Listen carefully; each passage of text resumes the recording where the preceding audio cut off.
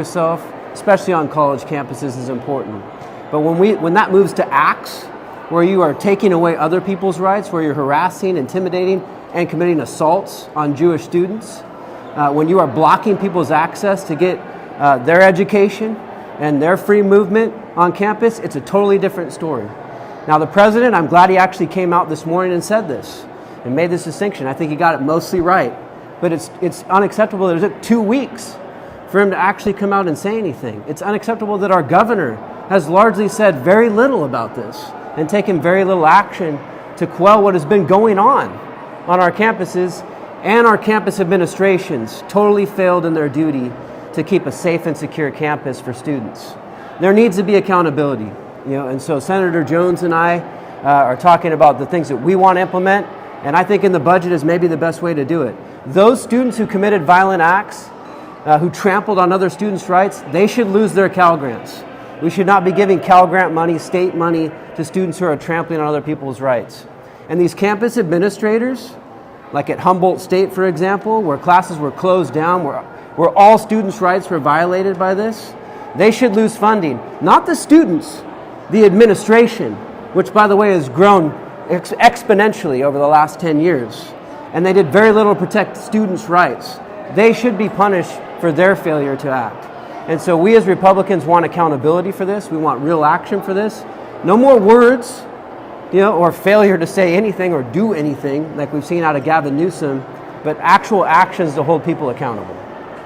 I agree, and I think one of the things that we're seeing lately in the United States of America is an undermining and misunderstanding of the First Amendment.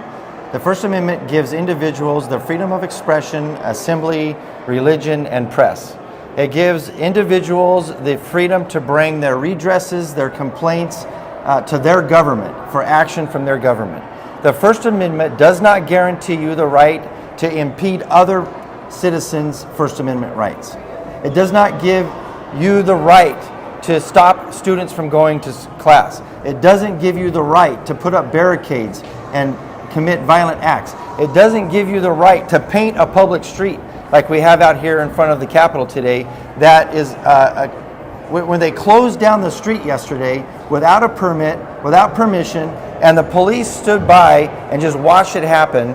And I haven't even seen all the comments that are written on, painted permanently on the street, that our government allowed that to happen. That is not a First Amendment right, to stop people and impede people from getting to work and going through their daily activity. That's when your First Amendment ends, is when you impede other people from their First Amendment rights. Now, addressing specifically the campuses, not only has this been allowed, but if you look at the videos today that are surfacing from UCLA and other campuses, the administration didn't just allow this. In some cases, I believe they've been complicit. You look at the fencing barricade that they put up. You look at the supplies that they gave the protesters. You look at the latitude and the amount of damage they allowed these protesters to do. I would argue that the administrations at these campuses are complicit in what's happened, not just allowing it. And that's why Assemblymember Gallagher and I are working together to have a budget solution. One aspect of addressing this issue is a budget solution that we can propose through this building to make sure that these administrators know that this legislature is serious when it comes to keeping students safe on these public campuses, and we have a responsibility to make sure that happens. And if the administrators won't take it serious, we will. Can you clarify, on the Cal Grant proposal, where are you drawing the line? What do you think rises to the level of being worthy of losing that kind of financial aid? Could you specify that? I'm talking about students who are found to commit violence on those campuses, who are violating other people's rights, harassing and intimidating people, stopping them from going to class, physically barring people from going to class. And we've seen it all on video. There's many of this is on video of people doing this. If you're trampling on your fellow students' rights to get an education, and violently attacking them, blocking them, barring them, surrounding them and stopping them from getting to class, I think that you forfeit your right to a Cal Grant. That's not right. Those aren't something that are just given out those are things that you should, that are there's very some obligations. competitive, and you have to earn those. Right. There's lots of students competing for those Cal Grants, and so we ought to be rewarding the students that want to use those Cal Grants to go to school, get educated, and become productive members of society, not students, or maybe off-campus agitators, actually, that may not even be serious about getting an education in the first place. And here's my bigger point, man. Like, the students are the ones who suffered. The students are the ones for weeks that have been deprived of their rights to education. We've had Jewish students who have had some serious actions taken against them. They fear for their lives going to class. That should not be the case on our university campuses.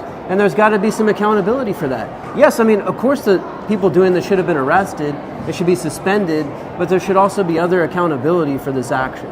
But how would you not enforce, but like how would you even begin to carry out a proposal like I think this? what it would be is, hey, if you're found and convicted of doing this, right, like there has to be due Through, like, a process, court of of course. law. Okay. There has to be due process. But if you're convicted of doing this, then yeah, you should lose your rights to that Cal Grant. So in essence, I mean, are you basically saying that Democrats this year should consider maybe cutting funds to administrations in these UCs, CSUs, or whatever because of how they've handled really all of this? We are here today to encourage our Democrat colleagues to do exactly that. And look, let me be very clear. I think it's the administration that needs to take the cut.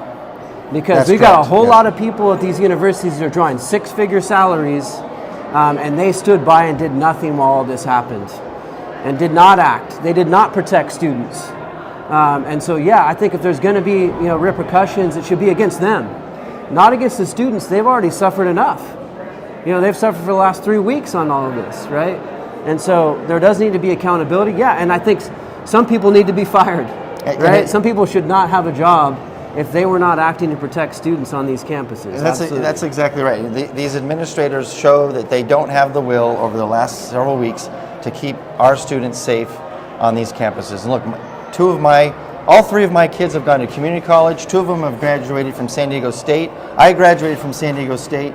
When we put our kids on these campuses, we expect them to be safe and get a good education. California still has the best higher education system in the country. And as parents, as citizens, as taxpayers, we expect these campuses to be safe. And there are administrators that as we go through this process, and there's a due process to this, some of them may have to lose their jobs over this. Have you had any discussions with Democratic leadership about having oversight hearings into this issue? We're beginning to having those conversations throughout the week. And look, all of us here are in a spot where we never expected to be as legislators, being elected by our local communities to come here and legislate. We never thought that we were going to have to oversee public safety on California campuses, but that's where we are, and we're having those conversations. And look, I anticipate that there will be bipartisan work on this. I anticipate that Democrats are already talking about this and saying, look, there does need to be repercussions, there needs to be accountability, and we're simply just putting out what we think those things should be. And look, we're going to be working in this process, and I think it could be done in the budget process. There could be policies implemented as well going forward to ensure this never happens again, because it should not be allowed to happen again. And if we're going to have college administrators that are going to allow this to happen, those are the administrators that need to be removed. Put administrators in that are going to be diligent to keep our students safe. Look at the other thing that I think hasn't been, look at the destruction of property. Look at the buildings that were taken over, graffiti, vandalized, destroyed. How much, millions of dollars of damage on these campuses. And the administrators let that happen. And the taxpayers are supposed to pick up, the cost of that? No. To me, that's completely wrong. And again, why there needs to be repercussions for those who carried out these acts. And again, these are acts. This is an expression. These are actions, criminal actions that were taken, on our campuses, and there needs to be accountability. Do you have any comment on the attack 2 nights ago by counter-demonstrators on the encampment at UCLA? Well, look, no violence should be condoned at all, right? And so that was violence from, another group attacking the protesters on campus. But let's be clear, there was violence on both sides. There was violence, against Jewish students. There were people attacked, right? And so none of that is okay, right? But who helped cause all that? To me, the campus administration who allowed this chaos to continue over weeks to get to that and point. let it escalate and let it continue to escalate. And basically no law enforcement was caused in to bring peace and security on that campus. So, bottom line, like, there shouldn't be violent acts taking place on campus. You can have your viewpoint, and you can strongly express your viewpoint, but you don't use violence to bring across your point. You don't have the right to spray paint buildings, break windows, damage the facilities, and hold other students hostage. You just don't have that right. Have you guys had conversations with the budget chair, Senator Weiner, and Senator Gabriel, who of course are also Jewish? They're not sure if those conversations have started this week. I have not had conversations with them yet. I mean, again, we're just talking about the things that we would propose should be done, on this issue. Obviously, last night CHP came in and restored order, at UCLA, and so there's been some good movements here recently, but we need to make sure that there's accountability moving forward and that this doesn't happen again. I've had indirect conversations with several of the members, talking about the situation as a whole over the last couple of weeks. After today, the specific conversations can take place regarding, our ideas and how we can work together. I can tell you that we've had very strong bipartisan conversations with our Democratic colleagues, and especially the Jewish caucus, knowing that we support them. And they've shown appreciation for that, and we're going to continue to support them and let them know that we're going to do everything we can to make sure that our campuses remain safe. I think one of the things we could consider in this dialogue is whatever state resources have been used to restore order on these campuses and clean them up, whatever dollar amount that is, that's maybe where we start with. That's the penalty that those campuses are going to experience through their budgeting process from the state. And what I want to underscore, something that Assemblymember Gallagher said, we're interested in the administration being accountable for this. We have no interest in the students that have nothing to do with these protests and nothing to do with these damages. We need to support them and make sure that their funding stays in place and they can get the education that they're expecting to get. And the other thing, where is the governor? Where is the governor? Like, he's done hardly anything that I can see. He put out a statement, yesterday? While all this has been going on, we still don't know, was he the one that ordered CHP to go into UCLA? I don't know. I don't know what executive actions. This is something totally within his purview. That he should have been at the forefront of. It's his responsibility. And he's been quiet. Yeah.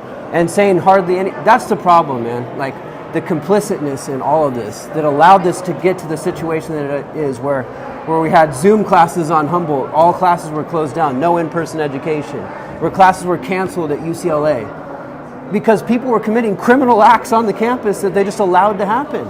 I mean, so look, it's outrageous, and it can't be understated enough. This is a failure of leadership.